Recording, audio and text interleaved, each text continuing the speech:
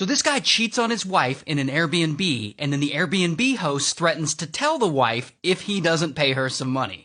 Now the guy, his name is Dr. Sean, and he's an author and a public speaker, and one day Sean rents an Airbnb, because he's going to be in Memphis for a reunion with some of his old friends. So he rents the Airbnb from this woman, Pamela. And it's not cheap. It's over $500. And he tells her he's going to have a small dinner there with some friends over, but none of those friends are supposed to stay the night. And Pamela, she makes him put all their names on a list, and she's got security cameras set up so she can monitor the guest count, so it doesn't turn into like this massive house party. Like, she's hardcore. And they allegedly agree to all this, but then they start fighting. She says Sean can have some people over, just not the amount of people he wants, otherwise he has to pay extra. So anyway, Sean ends up having like 5 people over. Then hours later, Pamela starts getting complaints from the neighbors, because I guess there's a bunch of loud noises coming from Sean's unit. So she messages Sean and she's like, okay, you violated the no party rule, and she basically tells him he needs to get the f*** out and find somewhere else to stay. But Sean doesn't have anywhere else to go. So they end up working it out, and Sean ultimately stays in the Airbnb, and he leaves in the morning, and everything goes smoothly.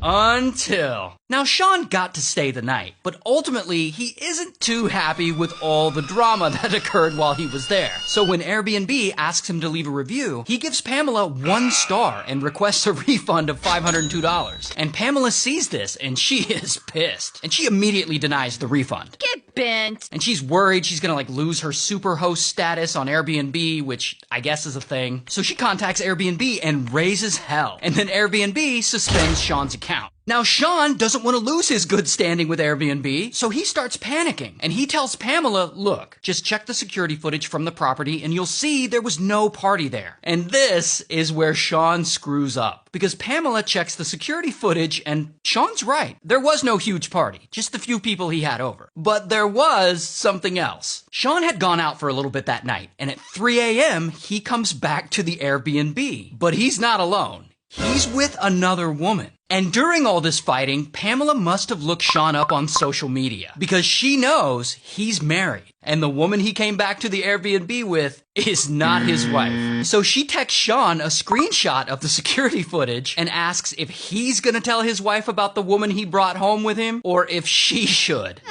Blackmail. She then, allegedly, threatens to post the footage to YouTube. And I guess Sean's like, whatever, but then 2 days later, he gets a bill from Airbnb charging him a $960 fine for having extra guests that night and violating house rules. And Sean is like, oh, hell no, I ain't paying no extra charges. And surely enough, the next day, Sean's wife gets an email at her work from an unknown sender with the screenshot of Sean and the mystery woman he brought back with him that night. And here's the thing that makes it worse. Dr. Sean is an author, and from what I can see, the last book he published is about his experience helping his wife survive her diagnosis with breast cancer.